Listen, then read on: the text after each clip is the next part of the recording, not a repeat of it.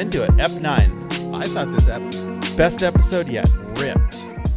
Best episode yet. They do a really good job when they're focused on telling the Shooting stuff? actual story of the Jackal. This one was awesome, and I think we should just start at the end because that was the most ripping part.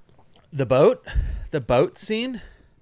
Yeah, I mean, obviously, full spoilers for episode 9 of they shoot him. They shoot him. They get him. He gets him. He does his job.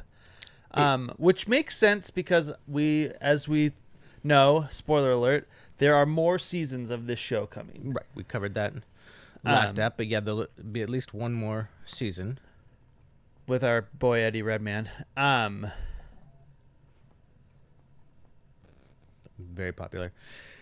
This was an assassination attempt that I would describe as unorthodox. Yes. You don't see a lot of assassination attempts from the sea, and I thought it rocked. Where did this ep start? Who cares? I want to talk about the end of the ep. And we'll get to that. Where did it start? Did it start with the lady finding him and being like, "You gonna finish your job?" No, it started with him going home. There was one scene before that, but yeah, he goes home, and his wife has fully figured out what he does. We get a scene where Ed Red gets to cook a little bit. That was the best of those two scenes of the show so far. Those two together for those couple of minutes where she's like, "What do you do? Yeah. You tell me you kill people. And tell me a bunch of times. And tell me over and over and over again until you're so mad that I remember why I love you. It's right. Because you're a furious little gentleman." Then we hug, and you say those dangerous little words, "I just have just one more job." Yep. One more job. But which quickly turns into two more jobs. Yeah. This is the only part I think they could have done better. I wanted him to kill her brother. Not because I don't like that character. I freaking love that character. But I wanted her to tell him he's got to go. He is in between our family and that this can't happen. This idiot, he is ruined in it. Yeah. Brother getting shaken down by a local guy, and so Ed Red has to take his eventual plan for a test drive, get a boat. He does get a boat. Gets a boat, gets his gun. Shoot the guy from the boat. I assume this gun is something that our guy Norman built in the past, because he does mention that Norman was an artist when he's like putting this gun together. Oh, does he? Yeah, he goes, "Norman, you really were an artist." I don't know if that necessarily means this gun was built by Norman at some point, but he puts together this pretty dope gun with very large bullets. And they don't give a whole lot of screen time to exactly where the thing comes from. They show him Googling a little bit. They show him Googling, which is a real thing. It's not about boats rock. It's a system. Boat guy. Boats rock.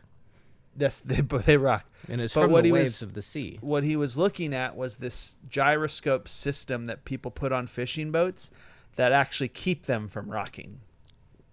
And so the boat he rented had that system on. They're very expensive, and even some super big ships have them.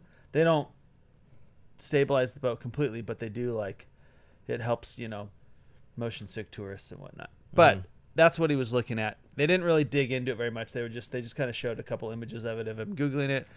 And then he goes and borrows his friend's fishing boat and shoots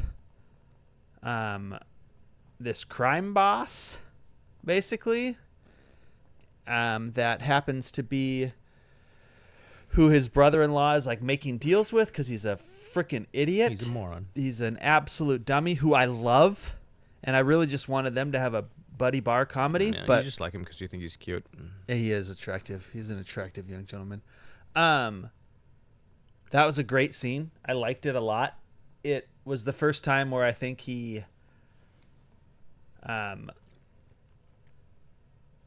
was ruthless. He's not very ruthless a lot of the time. He was when he killed his buddy, who we miss. But I feel like he was just like, this is what has to happen. I'm going to execute it without any sort of complication.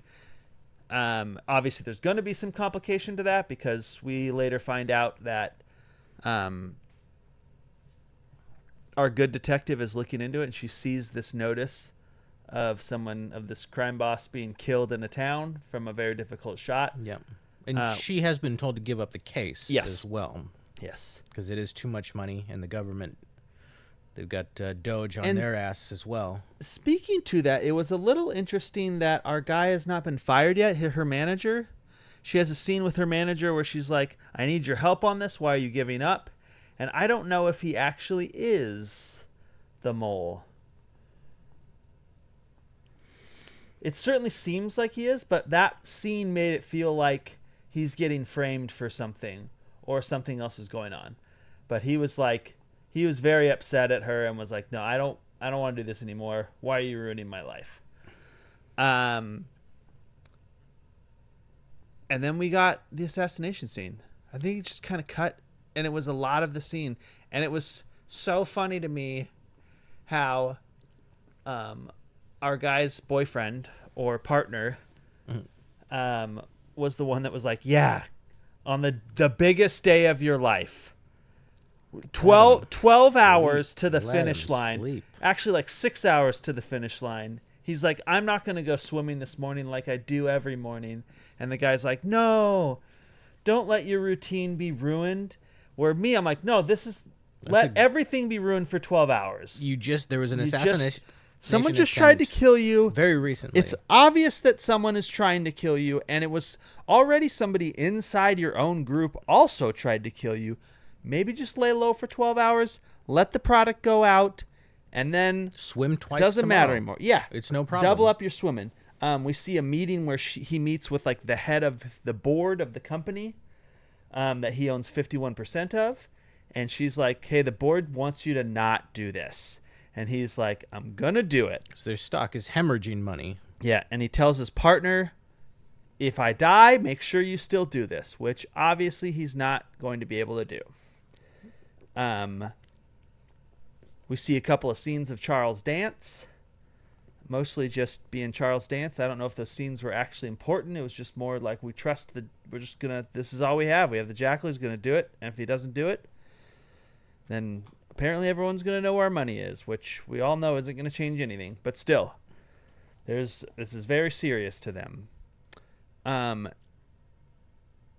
The scene where he does shoot him is pretty awesome. I thought it was a little weak that they saw this boat out there and they weren't immediately like, just go jet ski out and be like, push him out another like 400 yards. They didn't know whose boat it was. They knew whose boat it was, and they've got a 2-mile radius, so he's beyond the 2 miles there. So they are clocking him. Yep. He's already killed the boat driver and just left him sitting there in the seat. Mm-hmm. He's got his cool gun that he's put together. It's got a hole. And they do send out a drone to go and investigate, but he takes that down. Yeah. Well, didn't they send the drone at first and kind of got some pictures of him, but he was just out there fishing? Yeah. And then they sent it out again. And then he disables it. He did a little zapper zap. And they do send a jet ski out. They do send a jet ski out at one point, and the jet ski guy gets shot. And then it's on. Then they're like, oh, now we've got a problem. And the guy's out in the water. He's got his buddy who pulls him into the water to try and help him. They switch caps, so his buddy gets shot. And then with the last bullet, which I do wonder if maybe he had another bullet somewhere else because, 6 bullets seems like a lot, but maybe more because clearly he needed all 6. But he times the guy. He's got some sort of fancy device on there that knows where the guy is in the water.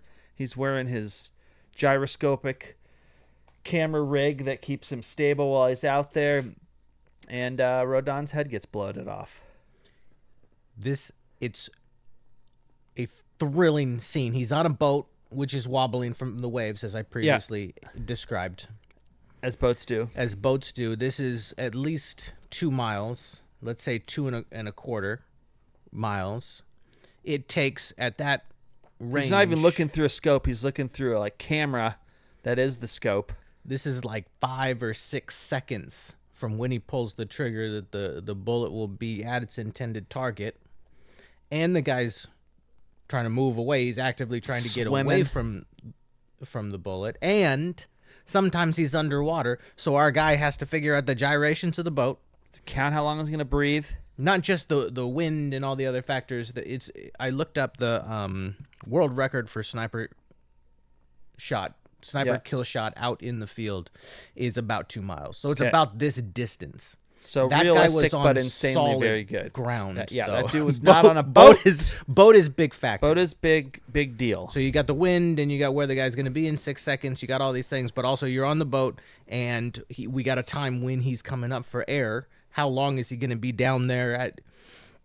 And the guy pops up. So you hear the trigger, and then you feel those entire 6 seconds. Yeah. And the guguy pops up Which right they where haven't done since the first episode. It was awesome. It was the perfect amount of time for you to just be like, "Do you miss? Yeah. What the hell is?" I mean, it's the exact beat of time, and then it's too bad he died, but it was a thrilling. I was awesome pretty convinced he was scene. gonna make the shot.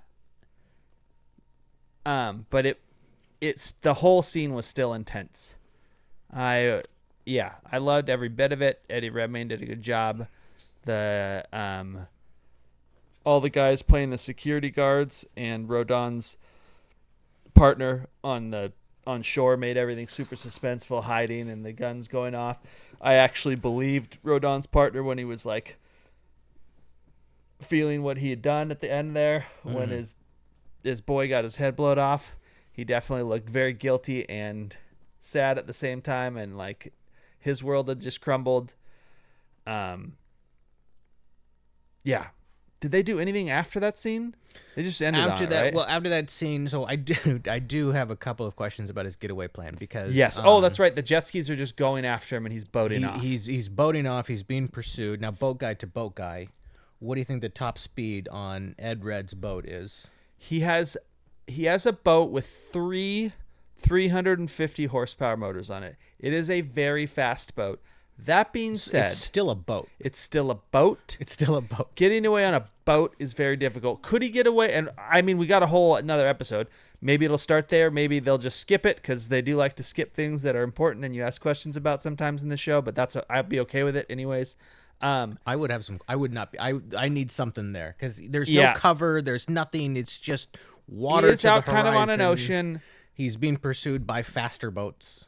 I don't think. I would say his boat is probably faster than what's pursuing him. There was a Zodiac out there that was pursuing him, but I didn't get a chance to like do the research on it. He has a very fast boat. He really does have a very fast boat, but it's not faster than like a helicopter or any other things that could be called in pretty radio, quickly. Cell signals, satellites. They are on a major marina. There are definitely police boats out there that are probably faster than that. There are definitely helicopters out there. I hope we get to see in the beginning of this how he does get away with it, whether he dives off somewhere, finds some hiding spot, or blows up the boat somewhere. Submarine would be dope. I'm down for whatever idea they came up with, but as we've found, the ideas the writers come up with when they are put into a how do we solve this problem are not always the greatest.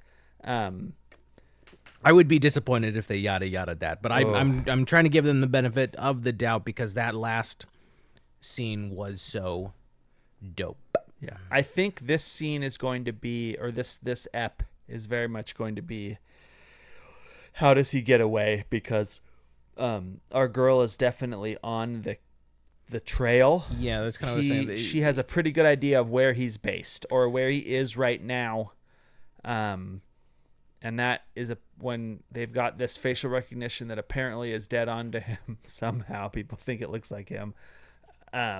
You show that photo around town and someone's going to point to where that guy. They live in a small town. There's not that many gringos there. I've got to assume. He lives on the house up on the hill. I think he would be pretty recognizable, but he does have to get away because otherwise there would be no point for our. Or season 2 is him getting out of jail. I don't think that's at all. But does he flee with his family? Like he's got to, right? He's got to abandon the house. If she knows where he lives, he's got to go. But that means she's leaving her mom and her brother. Yeah, brother's still got his gun, I believe. His gun and some money. But I don't know if that's going to come to anything. I know that we should follow Chekhov's guns rule, but I don't know if that. I mean, maybe his brother will get killed now. Maybe we're going to get the scene that I was talking about before. My where prediction. she makes that call. My prediction is that our cop goes to his town and finds his wife first. And I think they're definitely going to have a close conversation where she talks to her, maybe not knowing who she is, or maybe knowing who she is, but they both do the like entendre speak. I think she finds a wife before he gets back to talk to her. I think that's. I would believe that. I would follow that logic, but I don't think it. I think she leaves. Leaves Ed Red? No, I think she leaves. They leave together. They have the conversation, and then cop leaves.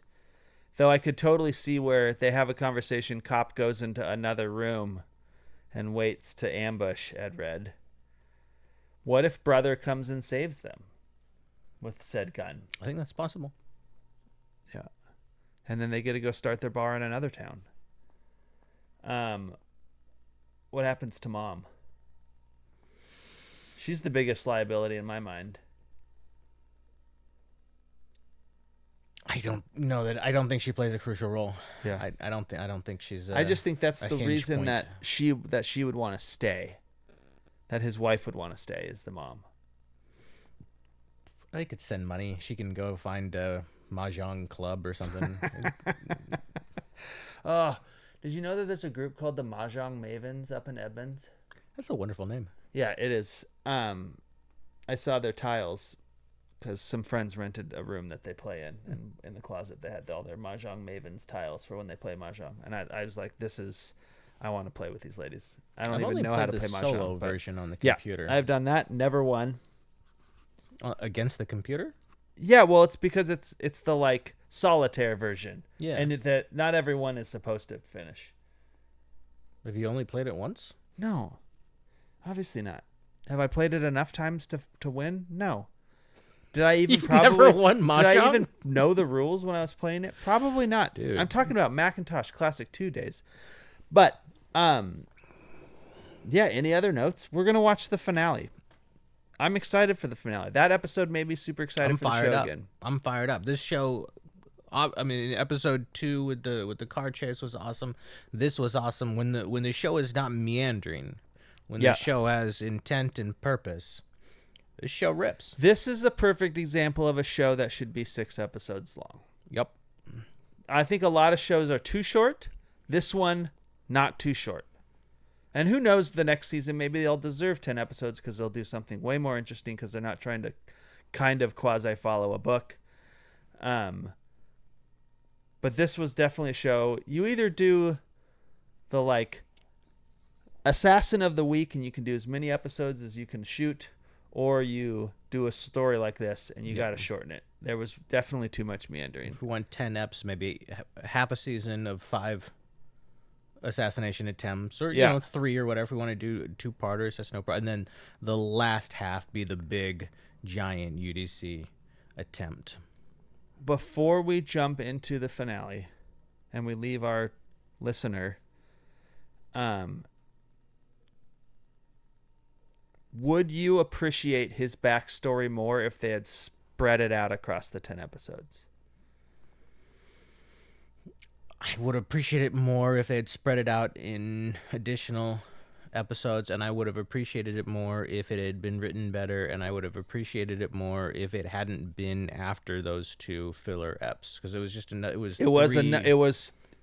eps in a row. That's why I feel like I feel like the backstory as a full episode was a mistake. Especially following up what we'd already seen. Maybe if that was episode 2, after we saw the like assassination and him get away with it, that was episode 2 or 3, then it might be a little bit more interesting. Real last question. Does his buddy from the army show back up? Or are they saving that for season 2? Because they have not showed what happened to him. I don't think so. He makes a concerted effort to get his buddy out of the crew. He does. If he's not trying to go do this assassination job himself, or else he would have just blown up his friend. He makes the effort to drag his friend with him. So yeah, he's been acting on his own, as far as we know, for a long time. So maybe he gets away with his wife, and that's the only place that they can end up. and he shows up at the end of the ep, but otherwise I don't think so. All right, that's it. Okay. That's fucking awesome. Good ep. Love that ep. Love our ep. Shout out to Michelle.